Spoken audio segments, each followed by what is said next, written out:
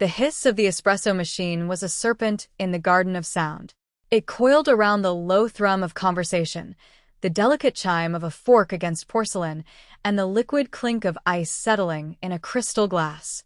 Here, at Nocturne, every sound was curated, expensive. I moved through the symphony like a ghost, a silent conductor of small needs. A refilled water glass here, a cleared plate there. My black uniform was a shadow against the bar's dark mahogany and dim, golden light. For 2 weeks, this had been my world. A world of quiet efficiency, of anticipating desires before they were spoken. I was good at it. I learned the regulars, the exact amount of vermouth Mr. Watanabe preferred in his martini, the way Ms. Sterling liked her coaster placed just so. I was a phantom, and that's how I liked it. Unseen, unnoticed, safe. Then he walked in. He didn't make an entrance. The room simply rearranged itself around his presence. He moved like the air owed him passage, his 2 companions falling into step a respectful half-pace behind. I didn't see his face, not at first. My attention was snagged by the details. The suit was Tom Ford, a charcoal gray so dark it was almost black, tailored with surgical precision. A platinum watch gleamed at his wrist as he gestured to the most secluded booth in the corner, the one reserved for men who owned pieces of the city. As he sat, the sleeve of his jacket rode up just enough to reveal the edge of an intricate tattoo, a dragon's scale rendered in shades of black and gray ink, disappearing under the starched white cuff. My manager, Mr. Hino, scurried over, his usual placid demeanor replaced with a nervous energy that vibrated off him in waves. I kept my head down, polishing a glass until it squeaked in protest. My job was to serve, not to stare. But my eyes kept drifting back to the booth, to the stillness of the man at its center. He didn't speak, just listened to his companions, his posture a study in relaxed authority. An hour bled into the next. I delivered a tray of drinks to the table adjacent to his booth. From the corner of my eye, I saw him lift a glass of Yamazaki, the amber liquid catching the light. He seemed lost in thought, his gaze distant, fixed on something far beyond the velvet-lined walls of the bar. He was beautiful, in a way that was almost violent. Sharp jaw, high cheekbones, eyes that seemed to absorb the light and give nothing back. His black hair was cut short, severe, making no concession to style.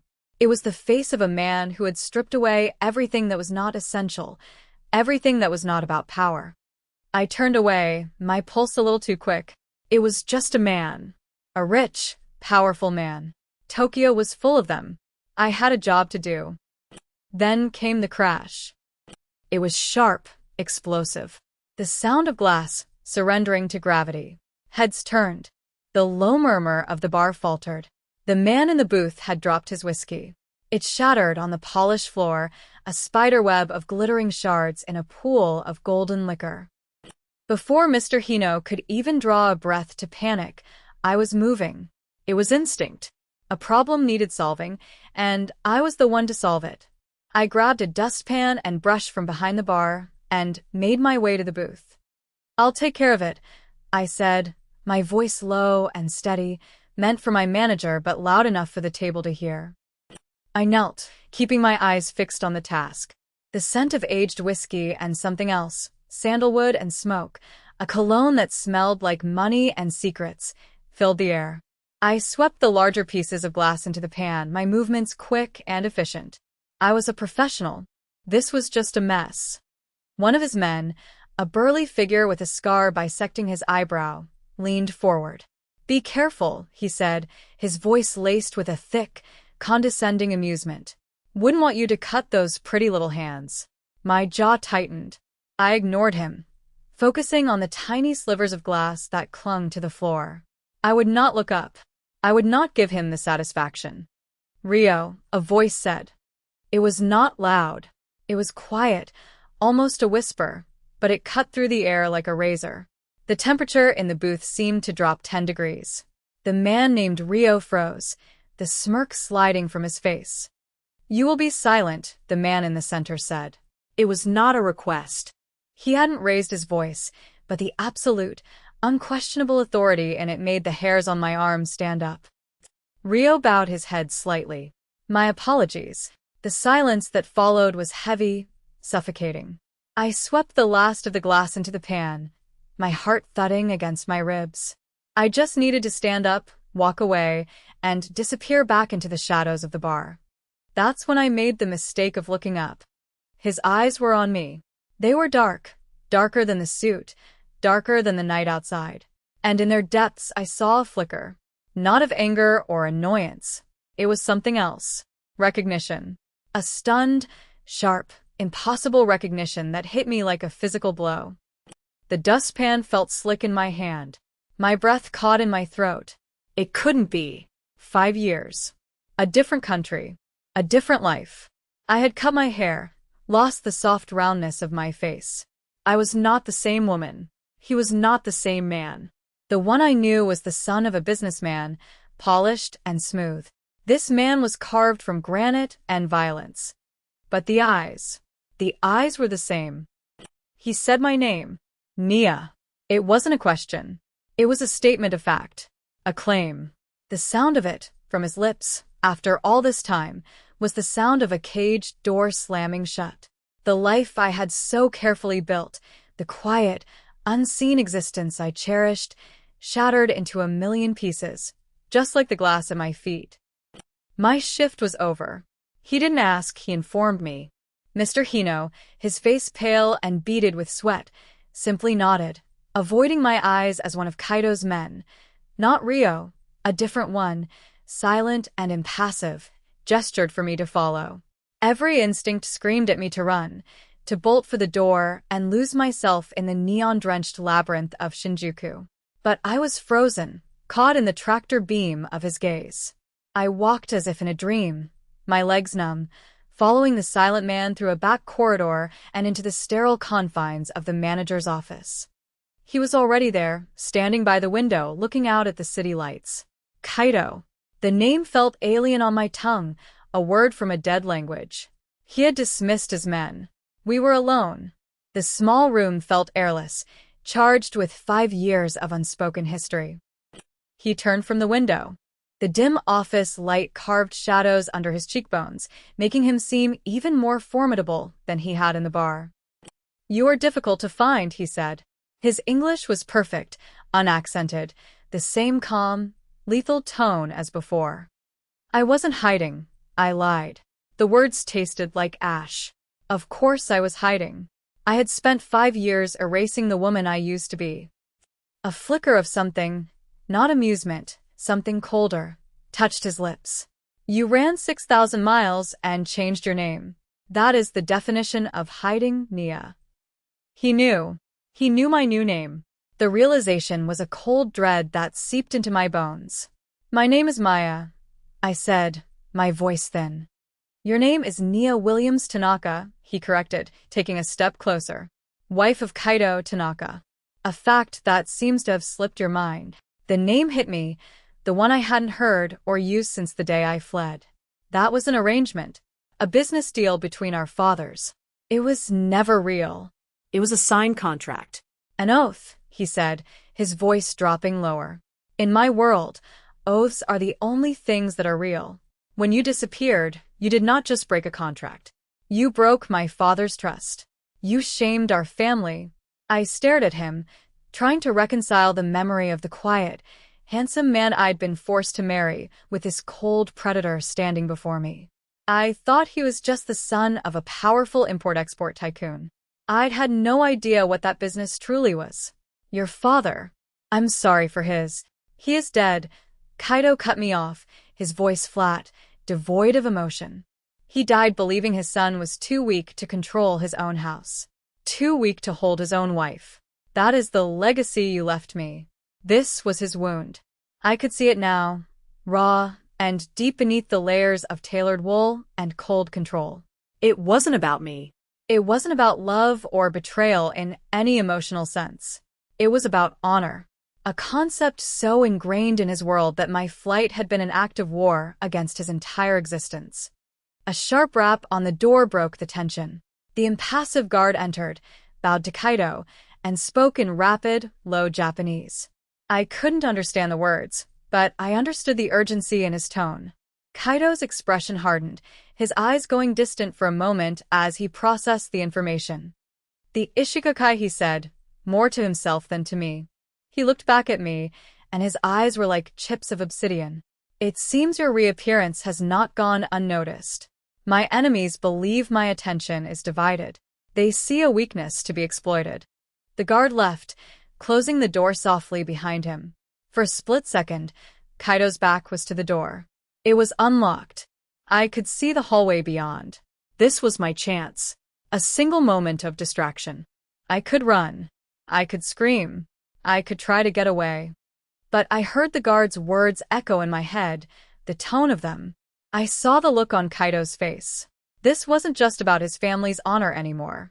This was active, present danger. And then I heard something else, a fragment of the guard's report I could parse.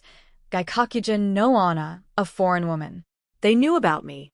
Leaving now wouldn't make me safe. It would just make me a target without a shield. I stayed. I deliberately planted my feet, crossing my arms over my chest. It was a choice. A terrible, terrifying choice. I was no longer just being swept along by events. I was choosing to step into the current. Kaido noticed the shift in my posture, the defiance that settled in my spine. He gave a slight, almost imperceptible nod. A wise decision, he murmured. Come. You are no longer safe here. He led me not to the street, but to a private elevator that descended into a subterranean parking garage. A sleek black sedan, silent as a shark, waited for us. We slid into the back, the doors closing with a heavy, final thud. The city flew past the tinted windows, a blur of light and color, but I felt like I was in another world, a silent, air-conditioned bubble moving through a war zone I couldn't see. The safe house was a penthouse apartment that seemed to float above the city. Floor-to-ceiling windows displayed a glittering panorama of Tokyo. The furniture was minimalist, expensive, and impersonal. It was a beautiful cage. As Kaido shrugged off his jacket, I saw a dark stain on the sleeve of his white shirt, near his wrist. A thin, precise cut, beaded with blood. From the broken glass. He must have caught himself on a shard when he reached for it. He went to the bathroom and emerged with a first aid kit. He sat on the edge of the low leather sofa, dabbing at the cut clumsily with an antiseptic wipe. He was a man accustomed to violence, but this small, domestic act of care seemed beyond him. Without thinking, I moved. I crossed the space between us and knelt before him. "Let me," I said. He froze, his hand hovering over the wound. He looked down at me, his expression unreadable. I expected him to refuse, to push me away, but he didn't. He slowly lowered his hand, extending his arm. An offering. A truce. I took the wipe from his fingers. My own hands were steady as I cleaned the cut. It was shallow, but clean. His skin was warm. The intricate lines of his tattoo, the body of the dragon I had only glimpsed before, coiled around his forearm, a permanent, beautiful armor. My fingers brushed against the ink, and a jolt went through me, a current of shared history and terrifying intimacy. I looked up, and his eyes were on mine. The silence in the room was absolute, broken only by the distant hum of the city below. It was a silence filled with 5 years of questions, of anger, of a strange, magnetic pull that neither of us could deny. He didn't pull his hand away. He let me tend to him, his gaze so intense it felt like a physical touch. In that moment, he was not the Oyabun of the Tanakagumi, and I was not a waitress. We were just a man and a woman, trapped in a room high above the world, bound by a past that refused to stay buried. The illusion of peace shattered the next morning. Kaido's man, the quiet one named Ito, approached him with a tablet. A few swipes of his thumb, and Kaido's face turned to stone. He turned the screen to me. It was a picture of my apartment, or what was left of it. The door was kicked in, splintered from its frame. Inside, my few possessions were destroyed. My books torn, my clothes slashed, the small pot of orchids I'd been so proud of smashed on the floor. And on the wall, painted in stark red spray paint, was a single character. A symbol I didn't recognize, but whose meaning was unmistakable. A threat. The Ishikawakai, Kaido said, his voice a low growl. They're sending a message. They know who you are. They know where you lived. They are telling me that nothing of yours is safe. Which means you are not safe. The violation was a cold knot in my stomach. That tiny apartment was my sanctuary, the first place that had ever felt like my own. They had invaded it, defiled it. This was no longer Kaido's war that I was caught in. They had made it mine. What do they want? I asked, my voice shaking slightly. They want to dismantle me, he said, his eyes fixed on the image of my ruined home. And they have decided you are the perfect tool to do it. The days that followed were a blur of tension. We moved from the penthouse to a more secure location, a modern fortress in the guise of a traditional estate, complete with high walls and discreetly armed guards. The war had begun. I didn't see the violence, but I felt its tremors. The urgent, hushed phone calls. The grim faces of Kaido's men. The way he would stand for hours, staring out at the meticulously raked rock garden, his mind 1,000 miles away, plotting moves on a chessboard I couldn't comprehend. Then, one evening, the war came to us. We were in the car, moving between locations. It was supposed to be a simple transit. I sat beside him in the back, the city lights painting fleeting stripes across his stoic face. Suddenly, a black van swerved in front of us, slamming on its brakes. Our driver cursed, wrenching the wheel. From the side street, another car appeared, blocking our escape. An ambush. It happened so fast. The world erupted in a cacophony of screeching tires and shattering glass. Before I could even process the danger, Kaido moved. He was a blur of motion, shoving me down onto the floor of the car, his body a solid, unyielding shield over mine. "Stay down," he roared, the command cracking like a whip. The car rocked as bullets peppered the reinforced frame. The windows spiderwebbed, then blew inward in a shower of tempered glass. The sound was deafening, a percussive nightmare of gunfire and shouting. I could feel the impact of the bullets against the door, just inches from my head. I squeezed my eyes shut, my face pressed into the leather of the seat, smelling the faint scent of sandalwood and smoke from his suit. His weight was heavy, absolute, a human bulwark against the chaos. Then I felt a tremor run through him, a sharp, sudden intake of breath. He grunted, a low sound of pain. The firefight ended as quickly as it began. The return fire from our driver and a follow car was brutally efficient. Then, silence, punctuated by the tinkling of broken glass and the distant wail of sirens. Kaido didn't move for a second. In that terrifying, heart-stopping moment, I thought he was dead. A primal fear, cold and sharp, ripped through me. I didn't think. I acted. My hands went to his back, my voice a strangled whisper. "Kaido." He shifted, pushing himself up slowly.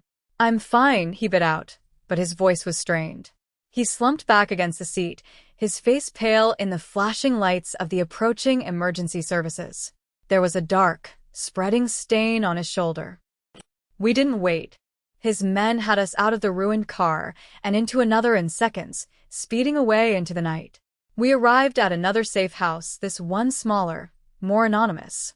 His men were a whirlwind of activity, securing the perimeter, making calls. But Kaido waved off any offer of medical help. "No doctors," he commanded. "Not yet. It's a graze." It was more than a graze. When he took off his jacket and the ruined shirt, I saw the raw, bleeding gash along his shoulder. It was deep. It needed stitches. "You need a doctor," I insisted. "The Ishikawa Kai will be watching the hospitals, the private clinics," he said through gritted teeth. "It's too much of a risk." I looked at him, at the blood dripping onto the pristine floor, at the grim set of his jaw. He was willing to risk infection, to risk serious injury, for the sake of his war. In that moment, I crossed a line. The waitress, the civilian, the victim, she ceased to exist. "There's a first aid kit in the bathroom," I said, my voice calm, steady. "And a sewing kit in the bedroom closet. Get them. And bring me a lighter and the strongest liquor you can find." Ito, his loyal man, looked at me, then at Kaito. Kaito gave a short, sharp nod. Minutes later, I was kneeling in front of him again. The needle, sterilized in the blue flame of the lighter. The thread, soaked in whiskey. His skin, pale around the angry red of the wound. My hands didn't shake. I focused on the task, on the clean, precise movements required. I pushed the needle through his skin. He flinched, hissing a breath through his teeth, but he didn't make another sound. He just watched me, his dark eyes burning with an intensity that had nothing to do with pain. Stitch by stitch, I closed the wound. It was a brutal, intimate act. I was mending the man who was my captor, my protector, the source of all this chaos. I was no longer an innocent bystander. I was an accomplice. I was tying myself to him, not with a contract or an oath, but with a needle and thread. When I was finished, I bandaged the wound tightly. My fingers lingered on his skin for a moment too long. The adrenaline began to fade, leaving behind a profound exhaustion and a strange, raw connection. Later that night, we stood by the window. The city is silent, glittering beast below. The safe house was quiet. His men were posted outside, giving us a wide berth. "You should have stayed gone," he said, his voice rough. It wasn't an accusation. It was a confession. My father died believing I was weak because I couldn't hold my own wife. Finding you was about restoring honor. A piece of my past I needed to put in its place. He paused, turning to look at me. But now, having you here, it is a greater danger than losing you ever was. I met his gaze, unafraid. "I thought I was running for my life 5 years ago," I said, the words a truth I hadn't admitted even to myself. I didn't know what I was running from. I just knew I was in a cage. Now, I took a breath. "I think I'm staying for the same reason. For my life." It wasn't a declaration of love. It was something deeper, more honest. An acknowledgement of the truth that bound us together. We were each other's greatest danger, and each other's only chance at survival. The war wasn't just outside the window anymore. It was in the room, in the space between us, and neither of us knew how to win. The final move came a week later. The Ishikawa Kai had grown desperate. They'd learned my identity, not just as a foreign woman, but as Kaito's missing wife. I was no longer a tool. I was the prize. Capturing me would be the ultimate humiliation for Kaito, a public severing of his honor. They found my pressure point, the last remaining tie to my old life, Mrs. Sato, my former landlady. She was a kind, elderly woman who had always left a small container of rice and pickles outside my door when she knew I was working late. A message was delivered. A photo of Mrs. Sato, sitting in a tea house, looking terrified. The address was included. It was a trap, obvious and crude, but no less effective. "I will handle this," Kaito said, his voice dangerously calm. His men were already mobilizing. "No," I said, stepping in front of him. "They're using her to get to me. This is my responsibility. They expect you to come in with guns blazing. They don't expect me." He stared at me, his face a mask of fury and something else. Fear. For the first time, I saw genuine fear in his eyes. Fear for me. "You will not go," he stated. "I will," I countered, my voice as firm as his. "But I'll do it your way." The plan was audacious. I would go in alone, wearing a wire. Kaito's men would be stationed around the tea house, waiting for my signal. I was the bait, but I would also be the one to spring the trap. As Ito fitted the tiny listening device to the collar of my dress, Kaito stood beside me. He didn't speak. He just reached out and adjusted the fit of my jacket, his fingers brushing my shoulder. It was a small, proprietary gesture that spoke volumes. It said, "You are mine to protect. Come back to me." The tea house was quiet, serene on the surface. The air smelled of tatami mats and green tea. The Ishikawa boss, a man with cruel eyes and an overly ornate suit, sat across from Mrs. Sato. He dismissed her with a wave of his hand as soon as I entered. "The lost wife returns," he said, a smug smile on his face. He gestured for me to sit. "Your husband has caused me a great deal of trouble, but he has a weakness. A flaw in his honor. You. I sat, my hands resting calmly in my lap. My heart was a hammering drum against my ribs, but I kept my breathing even. Kaido doesn't have weaknesses, I said, my voice steady. He laughed. Every man has a weakness. His is a ghost he could not put to rest. And now I have his ghost. He leaned forward, his voice dropping to a conspiratorial whisper. He will give me everything to get you back. His territory, his name, everything. I stalled, asking questions, feigning fear, giving Kaido's team time to get into their final positions. I talked about Kaido's supposed plans, feeding the man a stream of plausible misinformation, watching his greed and arrogance swell. He thought he was in control.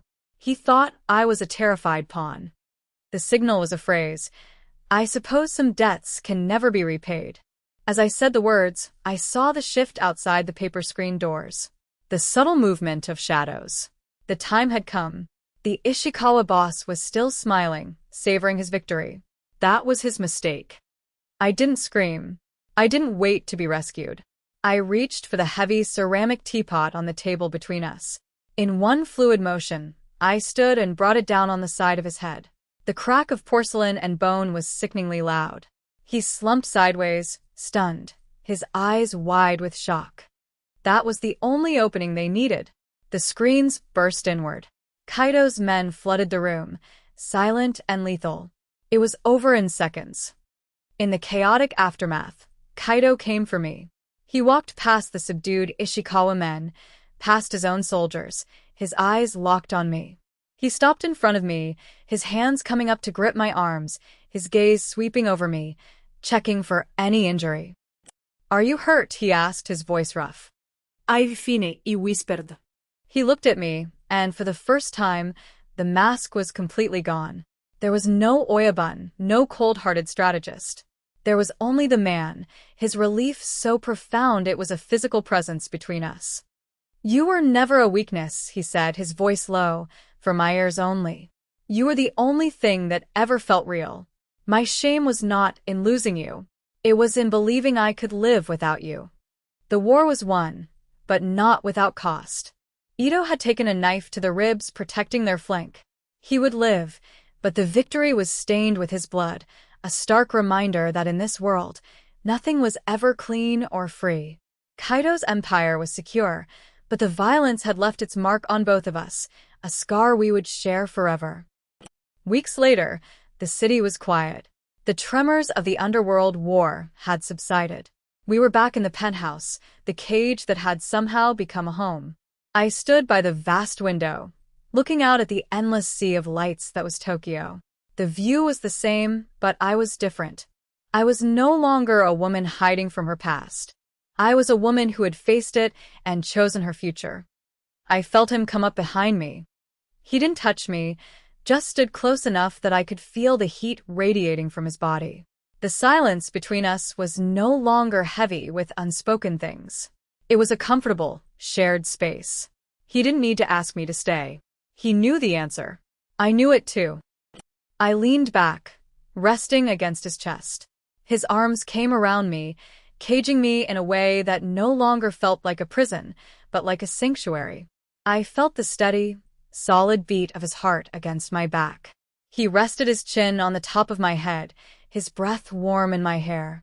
I closed my eyes, letting the view of the city dissolve. I was no longer the waitress from Nocturne, and he was no longer a ghost. We were two survivors, standing together in the wreckage, having found not peace, but something far more precious. A place to belong.